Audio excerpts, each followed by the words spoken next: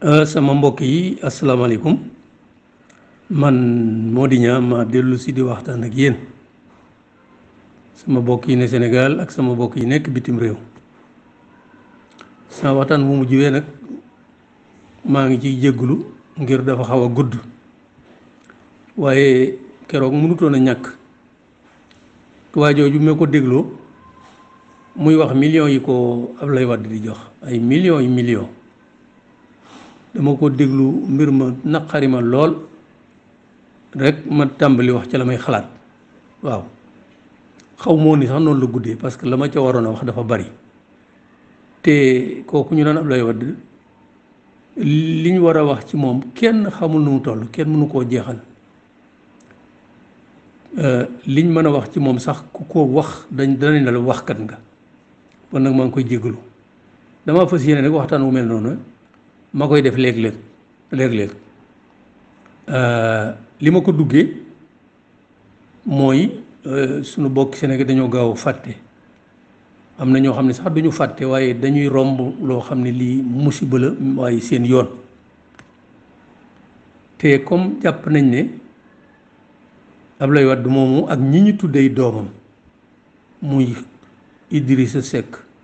muy Karim Wade muy Macky Sall mii ak ñooñu ñu àndal seen xel a ngi ci dajale leen ba bu naggee 2024 Macky Sall 3e mandat bii nekk ci xelam bu ko Sénégalais yi nangulul te jàpp ma ne Sénégalais yi danañ ko nangul buñ ko nanguwul ñu jéem a tànn ci seen biir ñooñu ñu tuddee famille libérale jël ci kenn ngir mu wóotu ko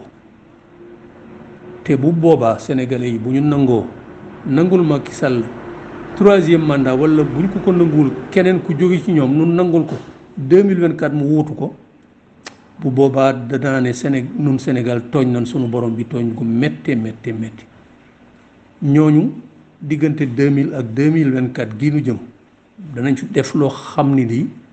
lu jéggi dayo la Sénégalais yi dañ ko war a xam 2024 dañu li tubaab naan débarrasser le plancher dañ leen war a balee jële leen fi teg fii koo xam ne kii danañ yaakaar ne loxo yi set na dana fab réew mi quand même teg ko ci yoon am na ñu naan Sénégalais ñëpp a yem ñi fi nekk ak ñii ñëw ñëpp a yem xam nga loolu boo ko dugalee ci xel yi nit ñi mooy bon nag comme ñëpp a bon ñii fi nekk nañ leen fi bàyyi loolu bu ko kenn gëm fukki million ak juróom-benn Sénégalais benn jigéen wala benn góor bu jub bu mën a yor réew mi amu ci loolu man gëmuma ko bu ko kenn gëm nan gëm ne nan yaakaar ne 2024 mën na noo teg ci bopp réew mi koo xam ne kii na njariñul réew mi rek mooy doon yitteem ku jub lay doon kuy fab réew mi teg ko ci yoon lay doon man de nan ko yaakaar mën naa ne waaw looloo tax may def di duut baaraam wala leen Ablaye Wade mii mooy kan Idrissa mooy kan Karim mooy kan Macky moom yéen a ngi koy dund dafa doy ci ñooñu waa loolu daal moo tax léeg-léeg ma waxtaan ak yéen sama bokk yi li may waxtaane tey monument de la renaissance africaine ñëpp a ngi koy dégg mi ngi fii ci Corniche Ouest ci wetu Mamel Ablaye Wade da koo tabaxlu am na sañ-sañu tabaxlu ko sax waaye bu ko jaaree ci yoon am na sañ-sañu tabaxlu ko waaye ni mu ko tabaxee ca fam tàmbalee ba fam mujje ci aw fen wu mag a mag la taxaw ak jalgati yoon ma ni monument de la renaissance africaine bii Ablaye Wade tabaxlu ci fen la wéeru fen wu rëy ak jalgati yoon fa mu tàmbalee ba fa mu yem danaa leen leeral loolu lépp te li ma leen di wax du lu ma fent bu màggee ca mujj ga danaa leen ko wax dafa waxtaan ak nit kenn ku jotewul ak état dara jotewul ak nguur dara mënuma bañ a tudd turam nag jotewuma ak moom dara man Ablaye Wade laa ma la affaire muy mbakki yu fay Ablaye Wade jël ci suuf si nekk diggante aéroport ancien aéroport de Dakar Yoff ak Wokam di suuf su yaatoo yaatu Ablaye Wade jël ca juróom fukki hectare ak juróom-benn ak lu topp juróom fukki hectare ak juróom-benn ak lu topp 56 hectares et poussière hectare bu ne 10 000 mètres carrés la mu fab 56 hectares yooyu jox ko kii ma leen wax ñaata la ko joxe 4300 francs le mètre carré mètre bu ne juróom-ñetti téeméer ak juróom-benn fukk matul sax junni mètre bu ne 4300 mètres carrés nee naay pour mu financer monument de la renaissance africaine boobu la ca war ci xaalis di 12 milliards moom waa jooju mu jox 56 hectares yi bu ko jaayee na ca jël 12 milliards jox ko ña koy tabax muy ay coréens ma tudde leen des coréens sans visage coréens yu kenn xamul lu ñu mel ak fu ñu jógee kenn musu leen man de musuma leen a gis donc mu jox ko 56 hectares juróom fukki hectares ak juróom-benn ne ko bu ko jaayee na ci jël fukki milliards ak ñaar jox ko coréens yi war a tabax monument de la renaissance africaine boobu. fen wu njëkk wi dafa ne da ko jox 56 hectares yi ci li ñu naan dation de paiement ci loolu la ko joxe juróom fukki milliards yi ak juróom-benn muy fen wu njëkk li tax ma wax ko na waa gaa yi Ablaye Wade dinañ déglu aw fen wu rëy da ko jox dation de paiement dation de paiement lu mu doon lii mooy dation de paiement ma jàngal leen ko ci tubaab tekkil leen ko la dation de paiement est une opération juridique par laquelle en paiement de tout ou partie du montant de sa dette un débiteur cède la propriété d'un bien ou d'un ensemble de biens lui appartenant dation de paiement mooy lan yow moo di ñang da ngay ameel bor nit bor bu xaw a sakkan dem ba mënoo koo fay borom bor bi di la sëkkatal amoo pexe nga jël ci sa am muy kër muy terrain muy leneen loo xam ni yaa ko moom nga fab ko dugal ca bor ba loolooy dation de paiement nga amee nit dem ba jëkki jëmmi jamono fayoo ko mu sëkkatal la yoruloo ko fay ci saasa nga fab ci li nga moom muy kër muy terrain nga dugal ko ca bor ba loolu de la Ablaye Wade ne moom la jëfanteeg waa jooju ma tudd waaw Ablaye Wade ban bor la war a ameel kooku ba di ko fay jaaree ko ci li naan dation de paiement ban bor la Ablaye Wade président de la République war a ameel kooku ba di ko jox 56 milliards 56 hectares bu ko ameeloon sax même bu fekkoonte ne Ablaye Wade ameel na kooku bu koy jox lu moom la koy jox bien son bien à lui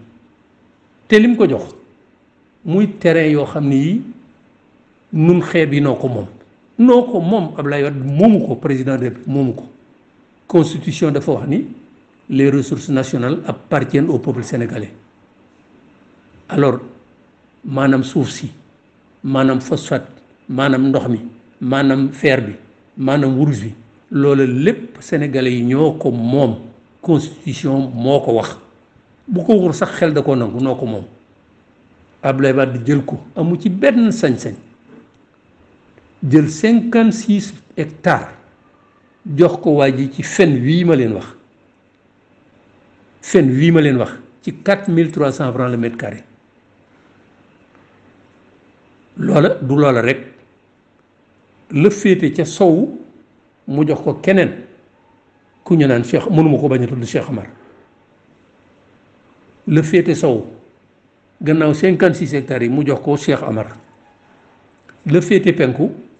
mu daggat ko ay parcelles tàmbali di ko jox ñam ko daan jox rek jotu la àgg mu ñàkk nguur gi waayam jooju wutu ko di Macky Sall wéel loola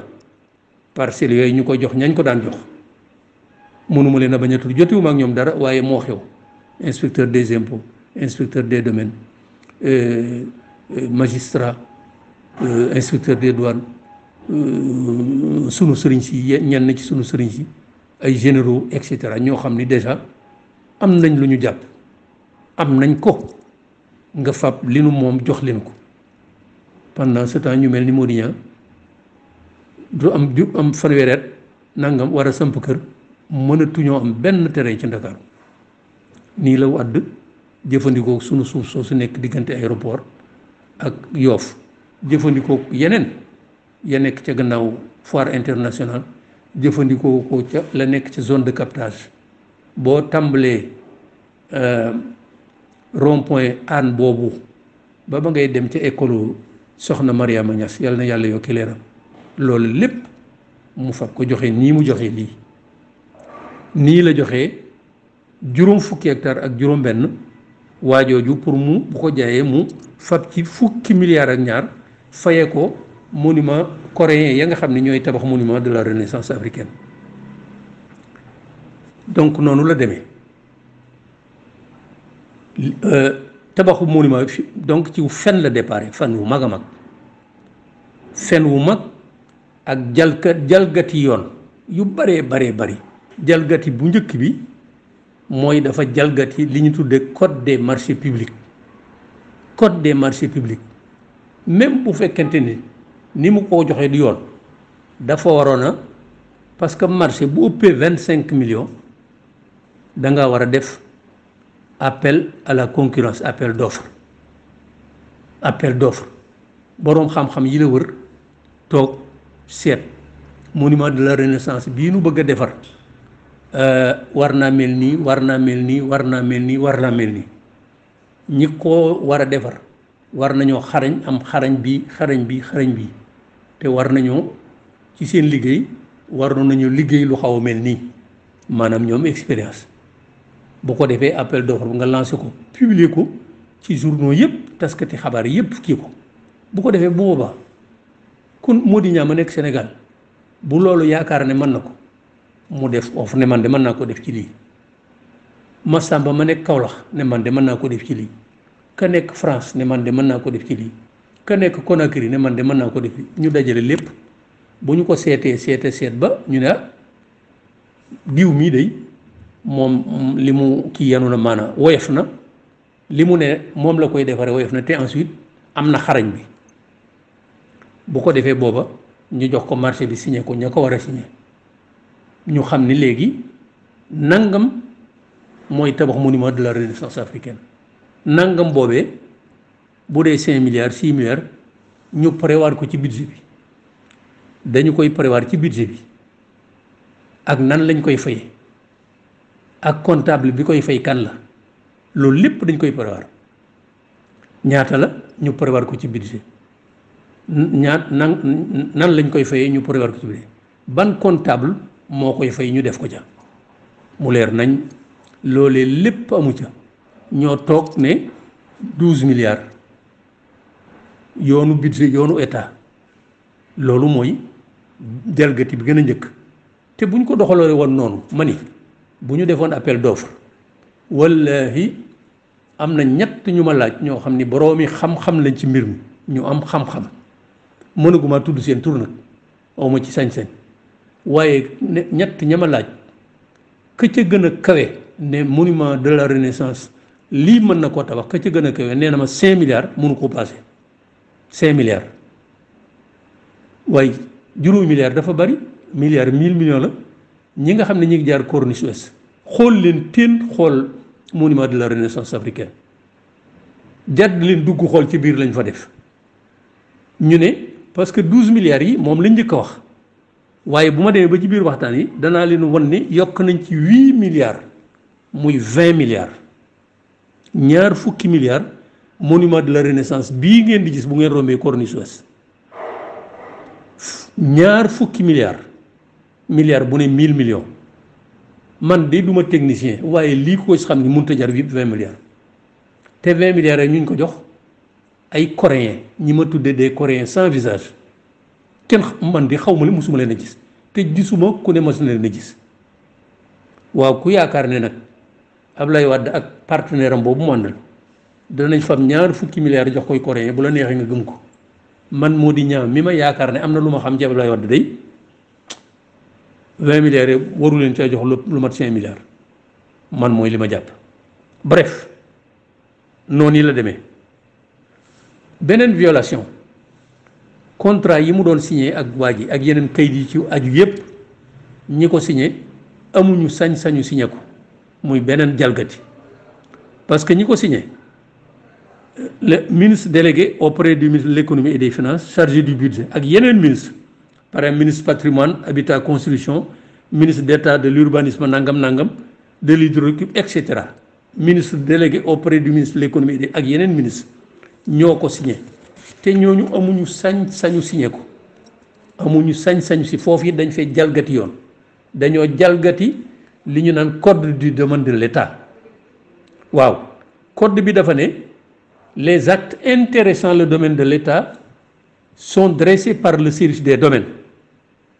et l'État y est représenté par le gouverneur dans la région de Dakar et par le préfet territorialement compétent dans les autres régions yu mel nii boo amee bu dee Ndakaaru gouverneur moo war a jiite mbir ma waaw état ñu représenté ko ca gouverneur a koy jiite ca foofa état yónnee fa ab représentant ministre de l'économie et des finances amul droit signer dara dafa war a approuver rek day approuver waaye bu ñu demee ba signer acte bi dootu ministre gouverneur région de Dakar bu dee Dakar bu dul Dakar préfet ba nga xam ni moo nekk ca région yooyu ñoo koy jiite muy beneen jalgati te du lool rek fen yi ak jalgati bi du lool rek partenaire u président boobu mooy ki ma tudd léegi jox nañ ko 56 hectares 56 hectares lu mu njëkk a def ñu bari nee nañu Wade moo ko digal ñooñee mu koy jaay soxlawuñ ko woon mais Wade moo leen ko digal ñu bari wax nañ ko waaye li ma wax nag nekkul ci fi ma sukkandiku pour wax lii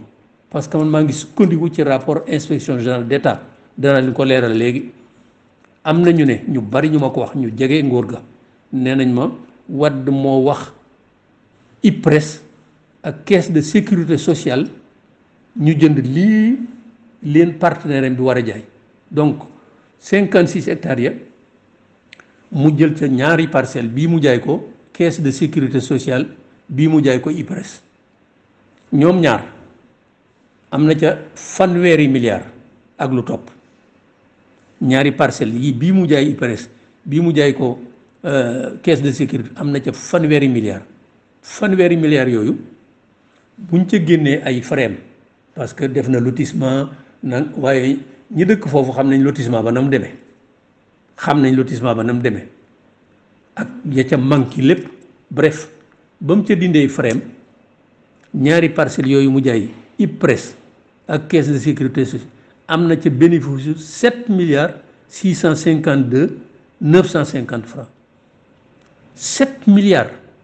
652 millions 950 mille francs bénéfice te fekk mu dese fanweeri hectare ak juróom-benn mani ba mu fabee ñaari parcelle jaay ko IPRES ak caisse de sécurité sociale ci lu toll ci fanweeri milliards ak lu topp am na ca ngañaay bénéfice 7 milliards 652 950 francs te dese nag fanweeri milliards ak juróom-benn fanweeri milliards ak kooku bu ko jaayee dana ci amaat lu ëpp 7 milliards yi boo ko toppee lu bon 15 milliards dana ko am ci lu bon laa leen wax de dana ko am ci 56 milliards yooyu ñu ko jox 56 hectares yi ñu ko jox ci 4300 francs le mètre carré Wade bu ne day tabax yi milliardaire nu gëm ko nee na da koo jàng cay ko jàngul dara lii moom yomb na lii de mën naa ko ñëpp mën nañ ko du lu mu jàng daa ñeme yàlla dong daa ñeme yàlla te bëggub xaalis parce que kenn du jàpp ne ñaar fukki milliards yi ñu ne jox nañ ko ñooñee Wade ak partenaire bi dinañ ko kenn gëmu ko bref wax na dëgg mën naa tabax milliardaire waaye nii la ko mën a tabaxee te li metti mooy jëfante bii moom ngóor soosu ak IPRES ak caisse de sécurité sociale yooyu demante bi dikk bi dafa am lu ca état war a am daanaka état mu ca dara daanaka état mu ca dara te li ci gën a kii ñu ne waaw IPRES ak caisse de sécurité sociale ay démembrement de l'État ci biir état lañ bokk mu ngi mel ni borom kër gu mag am kër gu mag ay néeg ya IPRES ak caisse de sécurité sociale néeg ya ca biir borom kër ga lañ nekk ca biir kër ga ay démembrement de l'État lañu ci biir état la ñu ne waaw lu tax état jaayalu ko boppam waaye bu bëggee jaay kay état am na yoon wu mu war a jaar pour jaay ko ñoom lu tax jaayalu ko boppam Ablaye ne leen fa tegg dem wuti un partenaire privé kii ma leen wax ci condition yii mu jox ko 56 milliards yi loolu moom xel nangu ko waaye ba tey nu dellu si ci 12 milliards yi nga xam ne bii ca ba ñuy door la ñu ne moom la ñuy fay coréen ya danañ ñu dem a dem ba ñu ne yokk def nañ avenant mooy buñ la joxee am marché ci nangam nga dem a dem ba yàgg nga xam ne lii nga doon mën nga ko cee def kat waroo ko cee mën a def ngir peut-être que ba nga koy tàmbali matériel ba ciment baak fer baak nangam lañ doon jar yokku na lool bu boobaa ñi ngi ko digaleel da ngay laaj avenant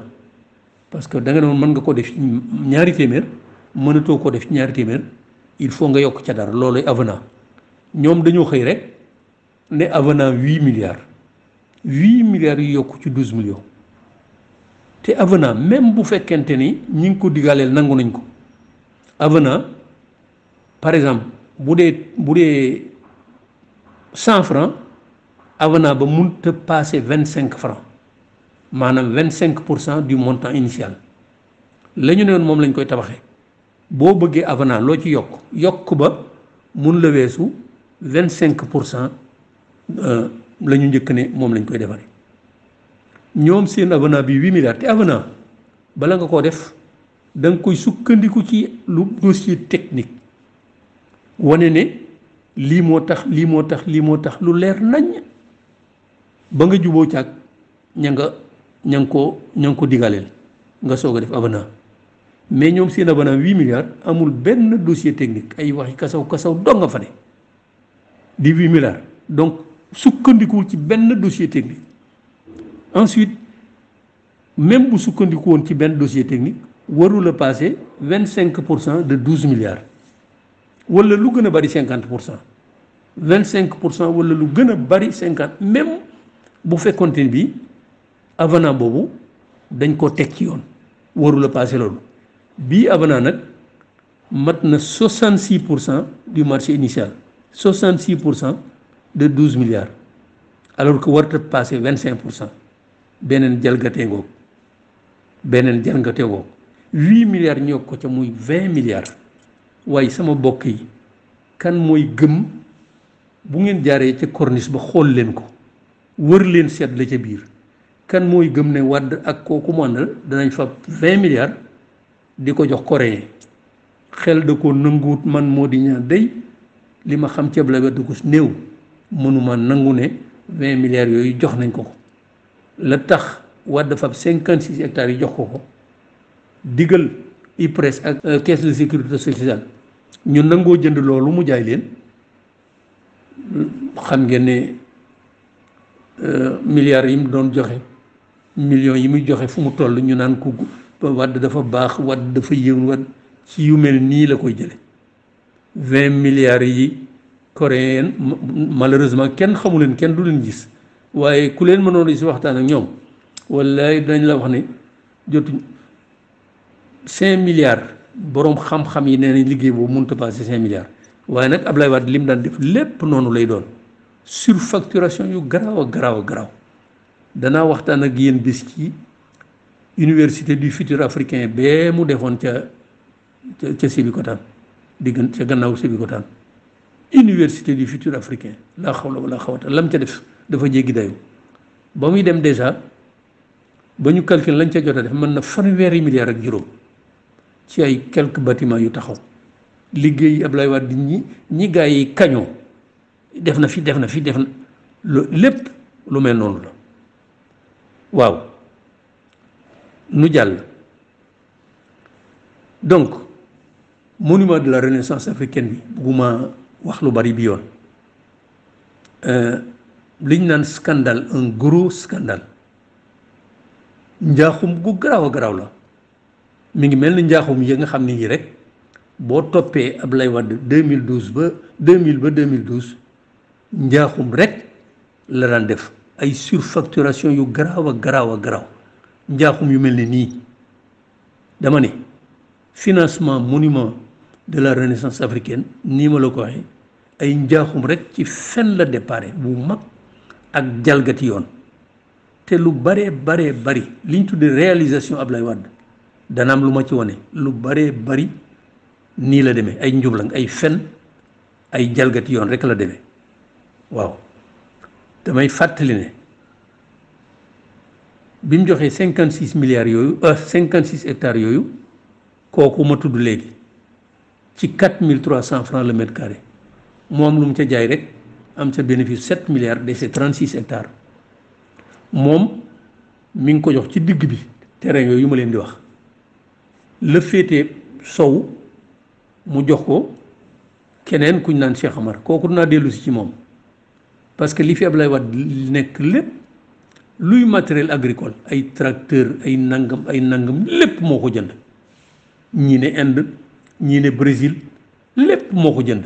marché de gré à gré moom rek moo ko daan jënd temps yi Abdoulaye Wade. danaa dellu si kooku ci matériel agricole yi mu daan jënd mu doon ay scandale yu bari bu yàggul rek am na benn site Dakaractu xëy génne ne kooku di Cheikh Amar ak bi rakkam walla magam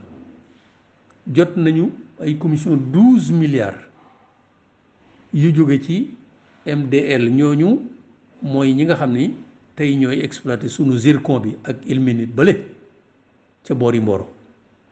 12 milliards jóge na ci kooku dem ci Cheikh Amar moomu ak rakkam walla magam wane ne ma bu njëkk kii bu njëkk bi ñu yónnee nangami milliards ci compte sangam lañ ko def ci banque sangam ba ca topp nangami milliards ci compte sangam banque sangam ba ca topp ci ba mu mat 12 milliards jóge ci MDL boobu dem ci Cheikh Amar kooku nga xam ne di toppatooy mat lu mu jotee MDL mais di exploiter zircon ci Sénégal. mais li ma jaaxal mooy ci ëllëg daanaka benn journal waxu ci benn rajo waxu ci man rek maa def contribution wax ne waaye 12 milliards waaw lu ñu jotee kii ba mu koy joxe ak 12 milliards yi fu mu tegu kenn waxu ca Sénégal a mel noonu ci ëllëg benn journal waxu ci benn rajo waxu ci benn télévision waxu ci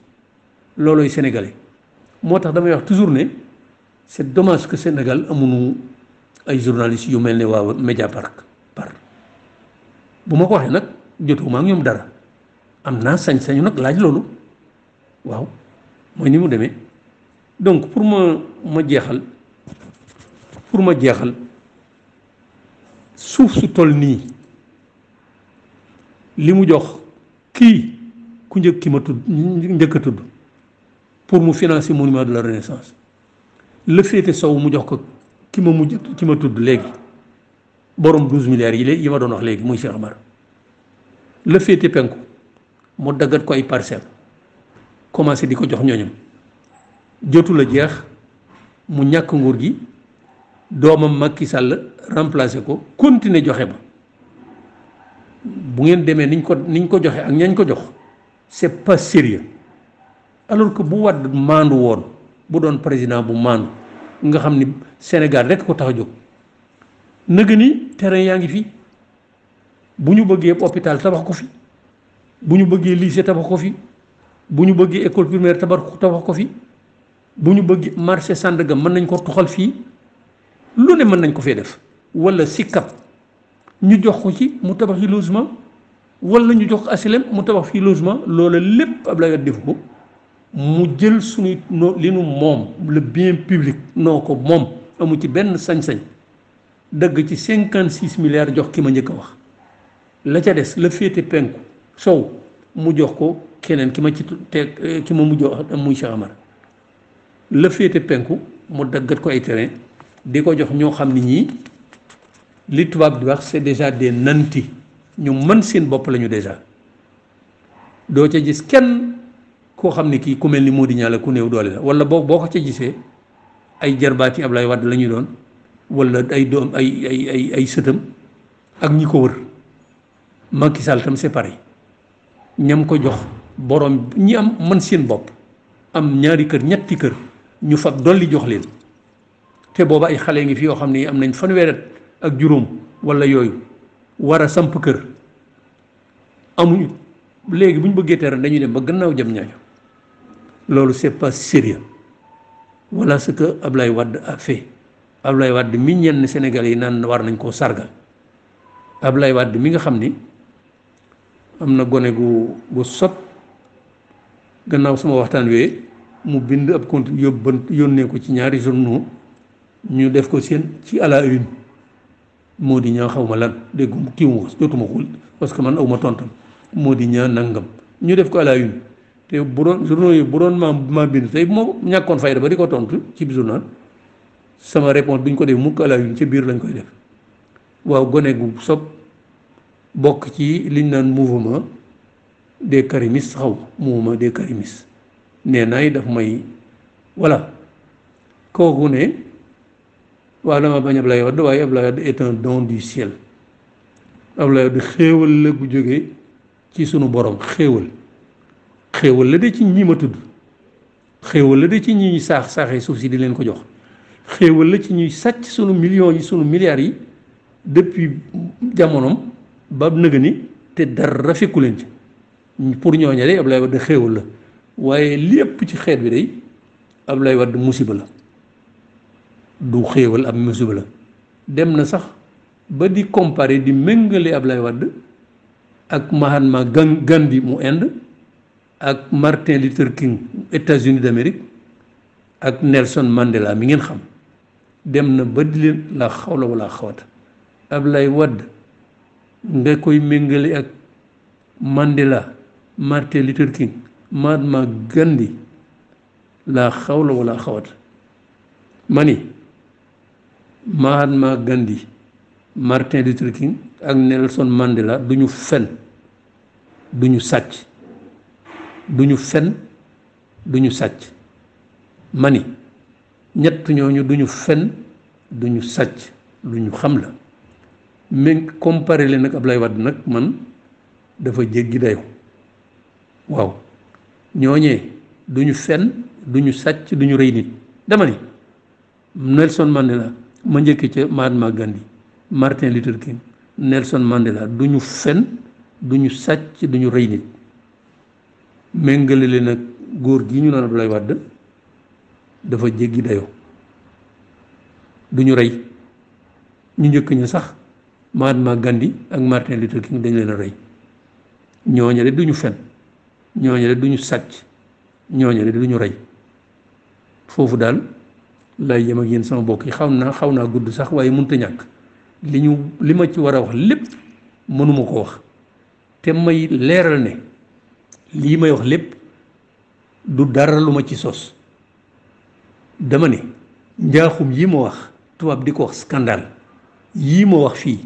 te bàyyi ci lu baree bari pour ma bañ fi bañ a gudd njaaxum yépp inspection générale d'État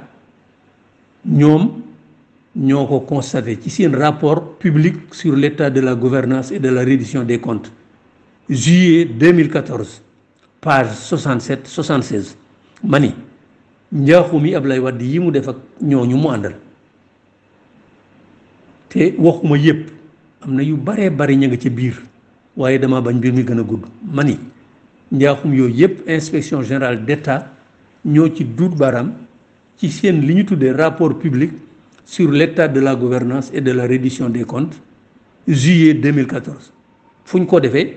ca page 67 ba page 76 ñi am jot nañ fa dem danañ gis yeneen njaaxum yu dul yi ma leen wax bon nag maa ngi leen di gërëm di leen sant te di jégalu xaw naa gudd waaye mënut a bañ a gudd scandale yi njaaxum yi daa bari dama cee tànn rek lii ma wax ak yéen waaye lu bare nga ci biir ñi am jot nañ dem xool ko dañ ne ah Mody Niang am na lu mu bàyyi woon ci lii bu nu toogee ba jëmi jamono nag danaa jël beneen njaaxum beneen thème njaaxum yi Ablaye Wade ma waxtaanee ko ci yéen pour ñu xam ni moom kat ak lu laal ci moom 2024 dañ fa war a jóge jàmm ak jàmm